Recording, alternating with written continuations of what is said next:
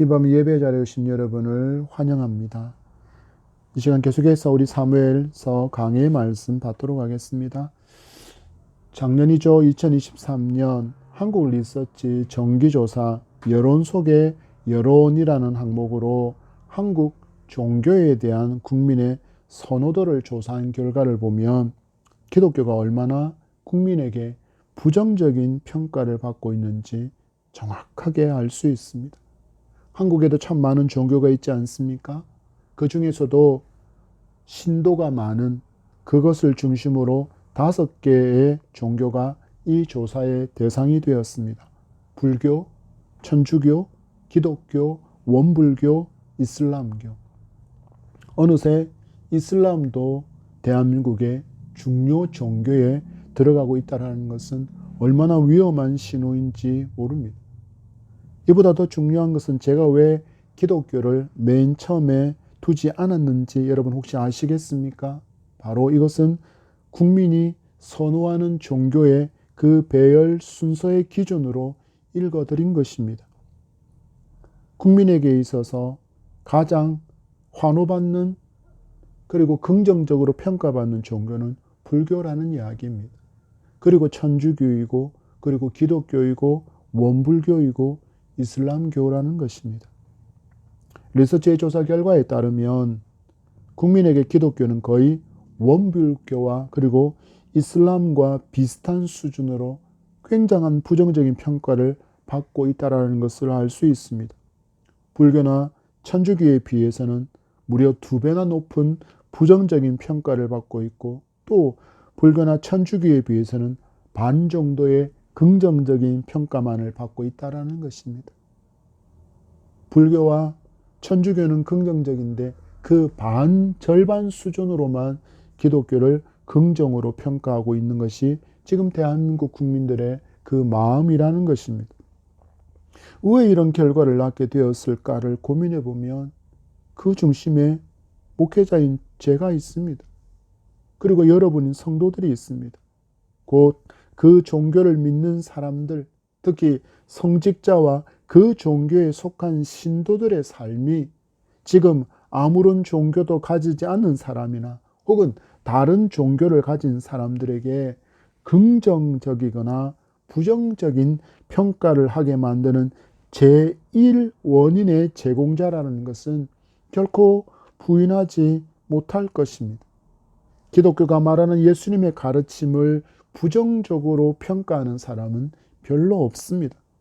그런데 이 기독교를 믿고 예수님을 따른다고 말하는 사람들의 삶의 태도와 그들의 성품에 대해서는 아주 부정적인 평가를 한다라는 것입니다. 성도를 예수님은 빛이라 부르셨습니다. 성도를 예수님은 소금이라 하셨는데 우리는 교회 안에서는 정말 빛인 듯이 소금인 듯이 살면서 정작 교회 밖 세상에서는 전혀 빛으로도 소금으로도 살지 못하고 있다는 뜻이기도 합니다. 어찌해야 합니까? 우리 이제 다시 복음으로 돌아가야 합니다. 우리를 교회의 빛이라, 우리를 교회의 소금이라 주님은 부르지 않으셨습니다. 주님은 분명히 우리를 향하여 너희는 세상의 빛이라, 너희는 세상의 소금이다 라고 말씀하셨다라는 것을 우리는 기억해야 합니다. 그래서 세상의 빛으로 세상에 짠맛 나는 그런 소금으로 다시 살아가기 위해서 이제 우리는 복음으로 다시 돌아가야만 합니다. 그렇지 않으면 우리는 성경을 통해서 알고 있는 그 아픔의 역사를 우리 눈앞에 마주하게 될 것이기 때문입니다. 세상을 창조하신 하나님을 믿었던 사람들이 어느 순간 눈에 보이는 우상을 그들의 신으로 삼고 섬기고 있습니다. 그 이스라엘 백성들이 이것이 이제는 성에 차지 않았는지 인간을 신으로 섬기며 살아가려고 합니다. 결국 보십시오. 하나님 신앙이 무너지니 하나님 신앙을 버리게 되면 인간은 결국 너무나도 자연스럽게 그 속에 가득한 죄성에 이끌려서 눈에 보이고 손에 만져지는 그 우상을 섬기고 그것조차도 움직이지 않으니까 성에 차지 않으면 아예 같은 음성을 가지고 같은 모양을 가진 사람을 인간을 우상처럼 섬기게 되더라는 것입니다. 지금 우리의 청소년들이 곽광하고 수많은 어른들조차도 트로트 가수 그리고 K-팝 가수들을 향해서 뭐라고 부릅니까?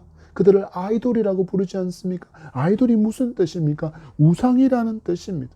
어느새 그들이 하나님이 아닌 그들이 자기에게 힘을 주고 자기에게 기쁨을 주고 자기에게 소망을 주는 존재처럼 여기고 있다라는 것입니다. 이런 인간의 죄성으로 채워진 추악한 그 종교성을 오늘 말씀이 우리에게 고발하며 정신을 똑바로 차리고 오직 여호와 중심의 믿음의 삶을 살아갈 것을 요구하고 계시는 그 하나님의 음성을 듣고 회개와 회복이 넘치는 풍성한 은혜의 시간이 되기를 축복합니다.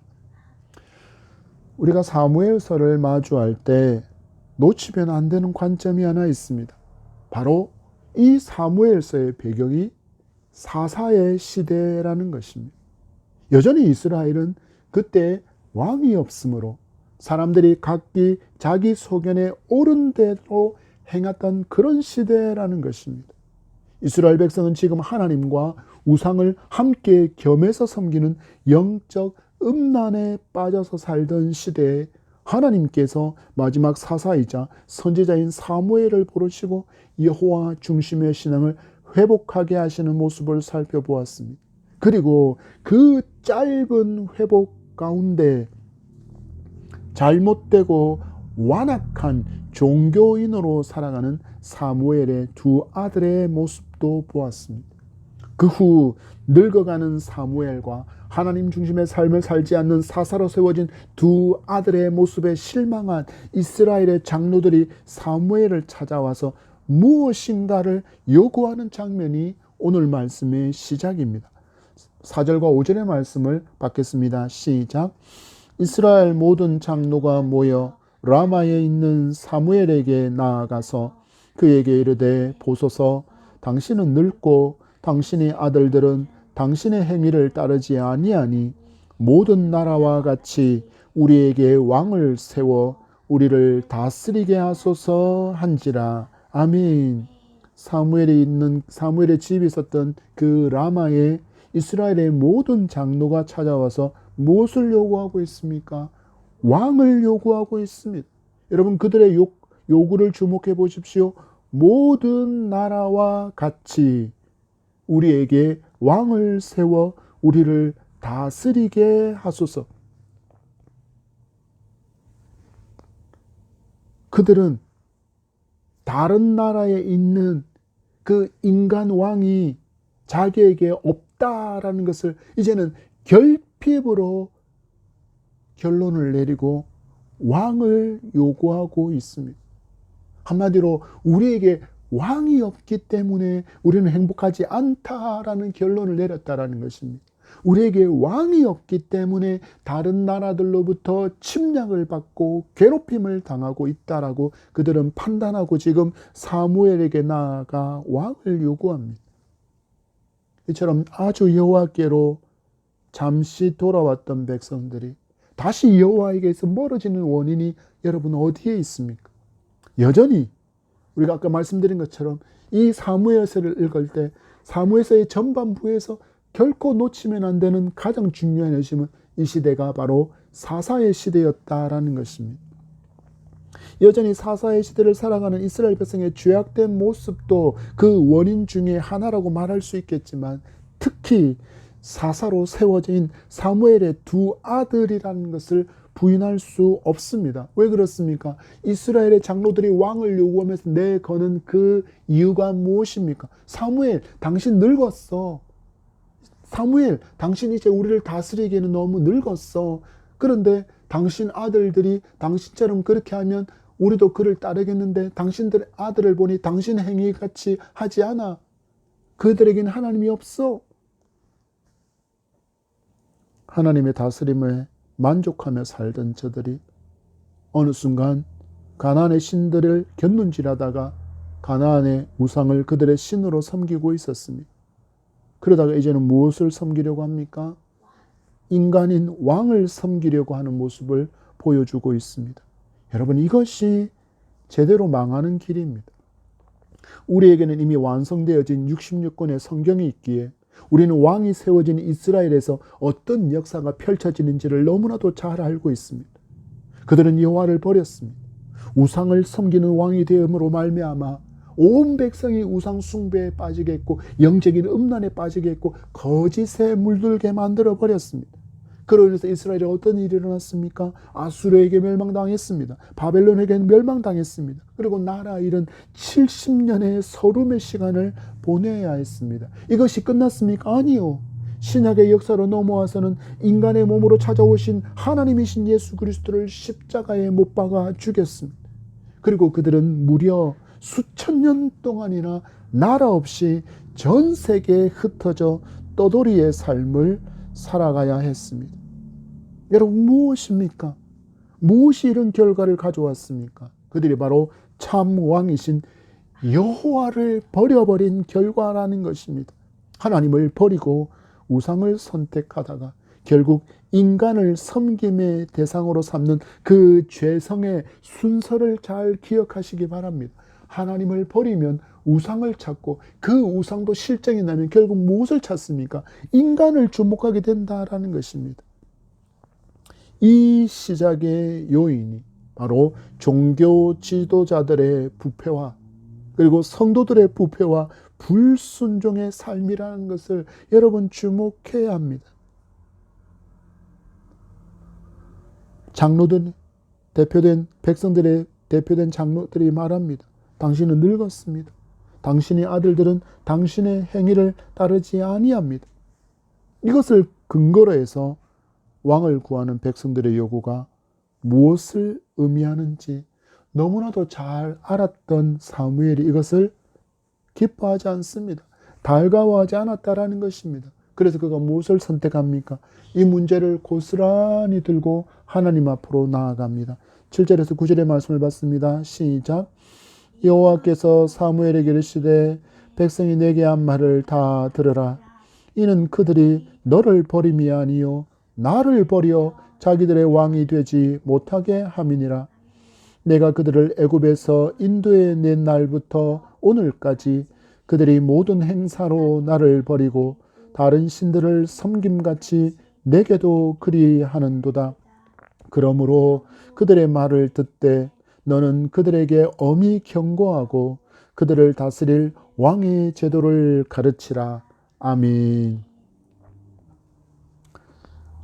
왕을 백성들이 요구하는 일이 하나님을 버리는 일이다라고 하나님께서 사무엘에게 알려주시며 백성들이 왕을 요구하는 그것을 기뻐하지 않았던 그 사무엘의 마음을 위로하고 응원하시고 계신 하나님의 음성이 들려집니다. 여러분, 하나님께서 이스라엘 백성에게 이런 취급을 당하신 게 한두 번이 아닙니다. 그럼에도 하나님은 사랑 그 본체이시기에 이스라엘을 사랑하시고 또 사랑하십니다. 이스라엘이 행한 일들을 보십시오. 애굽에서 인도해낸 날부터 오늘까지 그들의 모든 행사로 나를 버리고 다른 신들을 섬겼다. 오랜 시간 동안 출애굽 이후에 이 사사의 시대에 이를 때까지 이스라엘 백성은 여전히 하나님으로 인정하지 않는 백성이었다. 나를 배반한 것처럼 이 목이 곧은 교만한 백성은 너도 배반하고 너의 말을 따르지 않을 것이니 그로 인해서 너무 실망하지 말라고 하나님은 지금 사무엘을 위로하십니다. 그러면서 하시는 말씀이 무엇입니까? 왕이신 하나님을 버리는 백성의 요구, 곧 인간 왕을 세워서 그를 섬기게 해달라는 요구를 들어주라고 말씀합니다. 그리고 하나님이 아닌 인간 왕을 섬기는 일로 인해서 마주하게 될 그 어려움과 그 책임과 의무를 사무엘을 통해서 알려주게 하십니다. 우리는 여기서 잠깐 질문해 보아야 합니다. 왜 참 하나님이 참 왕이신 하나님을 버리고 인간 왕을 요구하는 그 백성들의 요구를 하나님은 허락해 주시는 것일까요? 징계하고 진노하셔서 그들이 회개하고 돌아오게 만드시지 않으시고 왜 하나님은 이 왕의 제도를 그들에게 허락해 주시는 것일까요? 하나님이 이스라엘 백성들을 포기한 것일까요? 아니요. 아니라는 것을 우리는 이스라엘 역사를 통해서 너무나도 잘 알고 있습니다. 하나님은 사무엘을 통하여 백성이 인간 왕을 섬기는 그 일로 말미암아 당하게 될 그 어려움과 그 피해를 통해서 누가 참 이스라엘의 왕인지를 알게 하려는 그 계획으로 이들의 요구를 허락하신 것입니다. 우리가 여기서 알게 되는 진리가 무엇입니까? 하나님은 때로는 우리에게 유익이 되지 않는 것도 기도의 응답으로 주실 때가 있다라는 것을 알려주시는 장면입니다. 그 유익되지 않는 것으로 인해서 당하는 고난으로 말미암아 더욱더 하나님만을 찾게 되기를 기대하시기 때문에 때로는 이러한 것도 허락해 주신다라는 것을 알아야 합니다. 어찌해야 합니까? 그래서 성도는 말씀을 잘 알고 하나님께서 이것을 내게 허락하신 이유가 무엇인지를 말씀을 통해서 발견하고 깨달아 알 수 있어야 합니다. 그렇지 않으면 모든 것이 기도의 응답이기에 하나님께서 그 기도를 기뻐하셔서 허락한 것이라고 오해하기 때문입니다. 이렇게 오해하게 되면 어떤 일이 일어날까요? 나중에 하나님께서 허락하신 이 일로 인해서 어려움을 마주하고 실패를 마주하게 되면 기도를 응답하신 하나님을 원망합니다. 마치 범죄한 후에 아담이 내 살 중에 살이요 내 뼈 중에 뼈라고 극찬을 아끼지 않았던 그 하와를 향해 하나님께서 주신 저 여자라고 말하며 모든 원망을 누구에게 돌립니까? 하나님께로 돌리는 어리석은 말을 하게 될 것이기 때문입니다. 여러분, 혹시 지금 여러분에게 응답된 그 기도의 제목이 말씀으로 나타난 하나님의 뜻에 합당한 것인지를 분명히 진리의 거울 앞에 세워서 점검해 보시기 바랍니다. 그리고 잘못 구한 것인데도 하나님께서 응답해 주셨다라는 것을 깨닫게 되어진다면 철저하게 여러분의 마음에 옷을 찢고 죄를 무릅쓰고 회개할 수 있는 저와 여러분이기를 소망합니다. 그리고 이어지는 10절에서 17절의 말씀에 보면 하나님께서 왕이 없이 살았던 이스라엘 백성들에게 왕이 존재함으로 말미암아 왕을 섬기게 됨으로 말미암아 그들이 마주할 일들에 대해서 하나님께서 구체적으로 그렇게 설명해 주고 있습니다. 인간 왕이 세워짐으로 말미암아 그 왕이 있음으로 말미암아 백성이 짊어져야 할 그 책임과 무거운 의무에 대해서 아주 상세하게 사무엘을 통해서 하나님께서 말씀하십니다. 요약하면 이렇습니다. 그들은 먼저 군인이 되어서 또 왕의 위를 위해서 노역의 의무를 지게 됩니다. 노동한다라는 것입니다.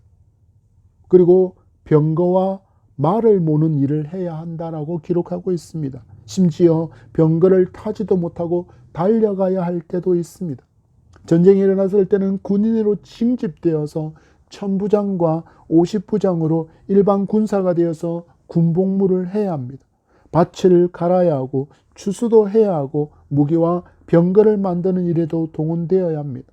이 일은 아들만, 남자만이 해당되는 것이 아닙니다. 딸들도 13절에 보십시오.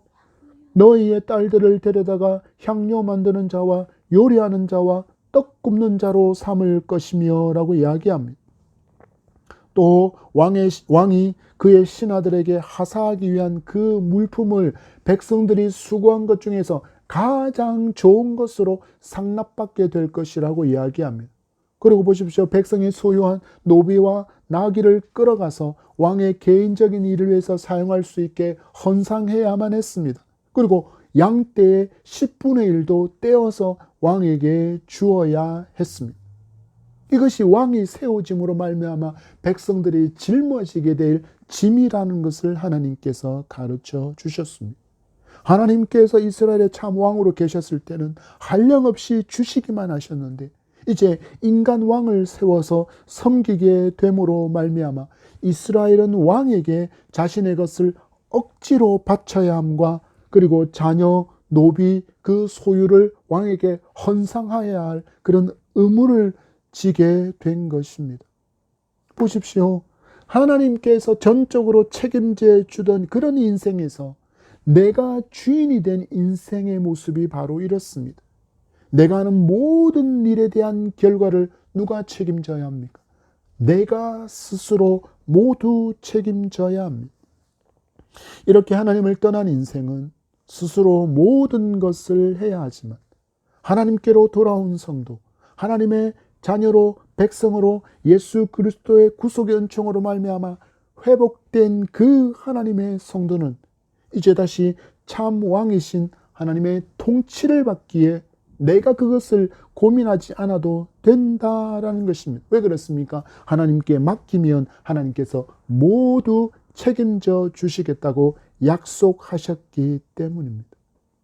그래서 성도는 믿지 않는 자들과 전혀 다른 인생을 살아갈 수 있는 것입니다.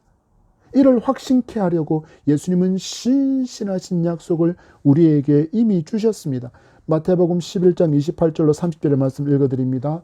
수고하고 무거운 짐진 자들아 다 내게로 오라. 내가 너희를 쉬게 하리라. 나는 마음이 온유하고 겸손하니 나의 멍에를 메고 내게 배우라. 그리하면 너희 마음이 쉼을 얻으리니 이는 내 멍에는 쉽고 내 짐은 가벼움이라 하시니라. 아멘. 여러분 오해하지 마십시오. 수고하고 무거운 짐진 자들이 주님께 오면 그 멍에를 벗겨주신다 말씀하지 않으셨습니다. 멍에를 메고 내게 배우라 하셨습니다. 그런데 멍에를 메고 배우는데 그로 말미암아 마음에 쉼이 있을 것이라 말씀하시는데 그 이유가 무엇입니까? 내 멍에는 쉽고 내 짐은 가벼움이기 때문이라고 말씀하십니다. 인간이 주인이 스스로 지고 가는 그 모든 짐들은 너무나도 무겁습니다. 너무나도 고통스럽습니다. 그런데 그 모든 짐을 주님께 맡겨드리면 주님께서 그것을 맡아주시고 우리에게 주님께서 주의 영광을 위해서 맡기시는 그 멍에와 그 수고로움이 있으나 그것은 너무나도 쉽고 너무나도 가벼운 것이라고 말씀하고 있습니다.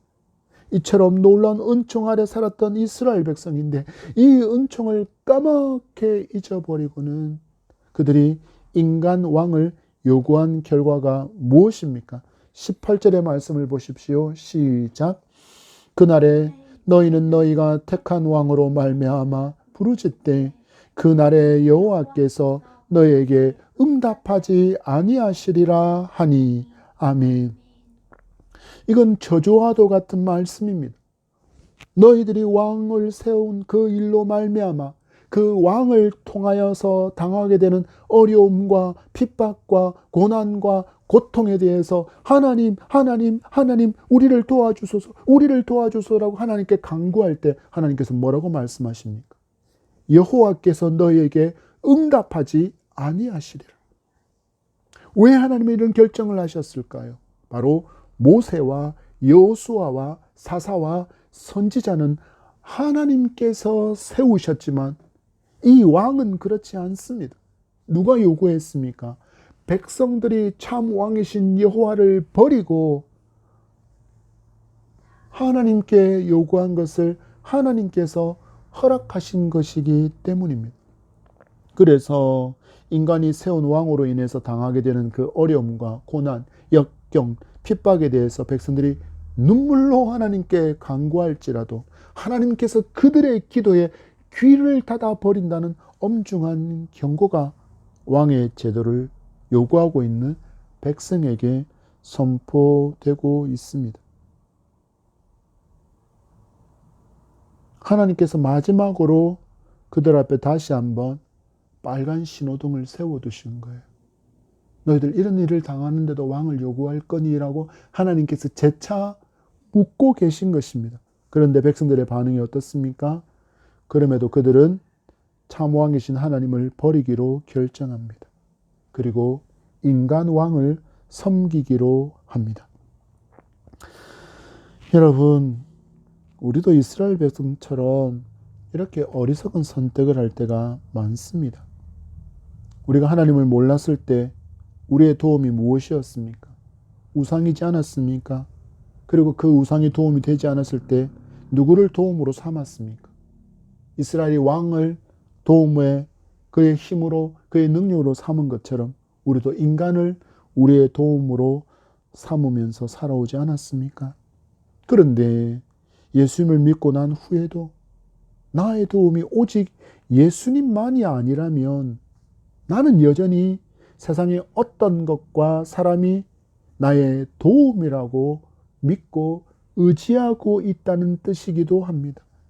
하나님께서 참으로 싫어하시는 곁눈질하는 모습이고 하나님만을 전적으로 신뢰하지 못하는 불신앙의 한 단면이라는 것을 여러분 아셔야 합니다. 멈추시기 바랍니다. 우상과 인간이 나에게 줄 수 있는 도움은 전능하신 하나님께서 우리에게 베푸신 것과 비교가 불가능한 것입니다. 그렇다면 여러분, 누가 나의 왕이 되는 것이 지혜로운 일입니까? 바로 스스로 계신 그 여호와 하나님만을 나의 참 왕으로 모시고 사는 것이 참된 지혜의 삶이라는 것을 믿으시기 바랍니다. 그래서 잠언은 우리에게 말씀합니다. 잠언 9장 10절 말씀에 여호와를 경외하는 것이 지혜의 근본이요 거룩하신 이를 아는 것이 명철이니라. 여러분, 그렇다면 어떤 하나님을 아는 것입니까? 이사야를 통해서 하나님께서 당신을 말씀하십니다. 이사야서 40장 28절에서 31절의 말씀을 제가 읽어드립니다. 너는 알지 못하였느냐? 듣지 못하였느냐? 영원하신 하나님 여호와 땅끝까지 창조하신 이는 피곤하지 않으시며 곤비하지 않으시며 명철이 한이 없으시며 피곤한 자에게는 능력을 주시며 무능한 자에게는 힘을 더하시나니 소년이라도 피곤하며 곤비하며 장정이라도 넘어지며 쓰러지되 오직 여호와를 앙망하는 자는 새 힘을 얻으리니 독수리가 날개치며 올라감 같을 것이요 다른 박질하여도 곤비하지 아니하겠고 걸어가도 피곤하지 아니하리로다. 아멘. 여러분, 우리 하나님께서 전능하시기에 오직 하나님만을 참 왕으로 의지하는 성도에게 이처럼 놀라운 은혜가 임하게 될 것을 하나님께서 약속하고 계십니다. 우리는 이 하나님을 믿어야 합니다. 여러분, 어떤 우상이, 어떤 사람이 자기의 존재를 이렇게 설명하고 그리고 자기를 의지하는 자에게 이렇게 할 수 있다라고 말할 수 있는 존재가 어디에 있습니까? 없습니다.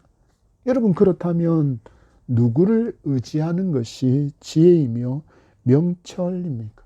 오직 스스로 계신 여호와 하나님만을 의지하는 것이 지혜이며 명철임을 믿기 바랍니다. 또한 여전히 나와 지금 함께 하시는 예수 그리스도만을 의지하는 것이 참된 지혜와 명철임을 굳게 붙드시기 바랍니다.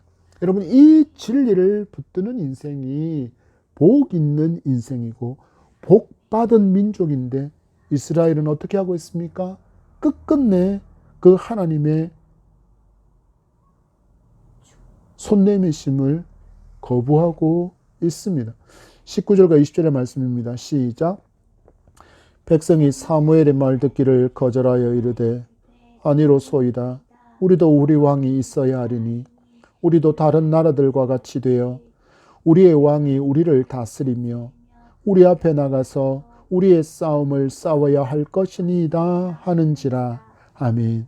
여러분, 이 백성들이 보여주는, 이 사사시대의 백성들이 보여주는 이 반응과 오직 여호와만을 구하며 살았던 다윗의 고백과 한번 비교해 보시기 바랍니다. 사무엘상 17장 47절 말씀에 또 여호와의 구원하심이 칼과 창에 있지 아니함을 이 무리에게 알게 하리라.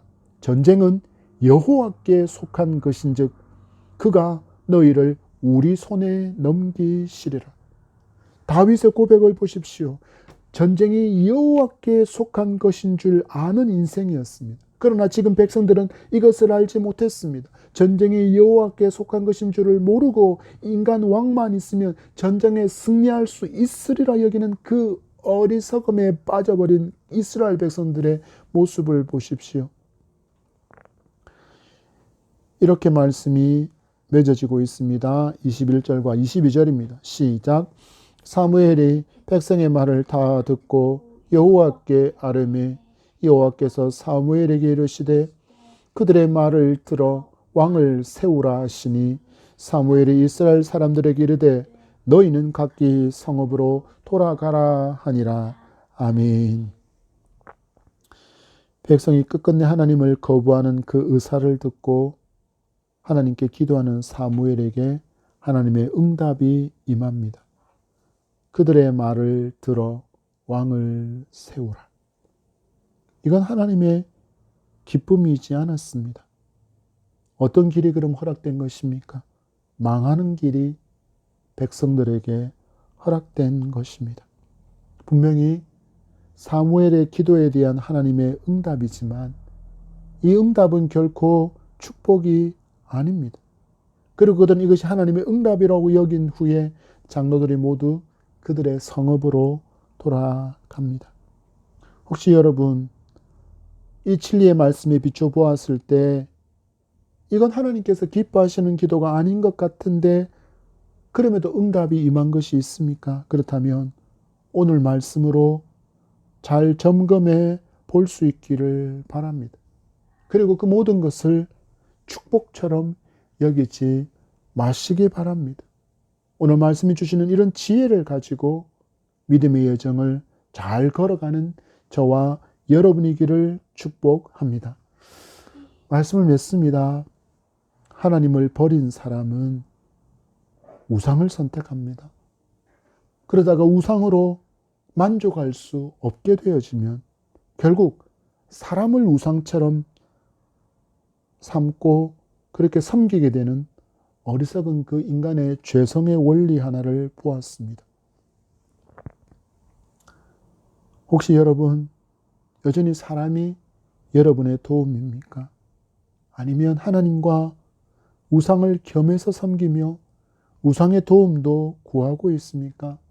지금 시대의 최고의 우상이 무엇입니까? 돈입니다. 돈이 있으면 다 가능하다고 여기는 시대. 여러분 돈이 정말 모든 것을 할 수 있습니까? 아니요. 멈추시기 바랍니다. 그 길에서 돌아서는 회개가 여러분에게 있기를 바랍니다. 그리고 오직 전능의 왕이신 스스로 계신 여호와 하나님만을 나의 도움과 능력과 의지로 삼고 살아가는 순전한 믿음의 성도가 되시기를 축복합니다.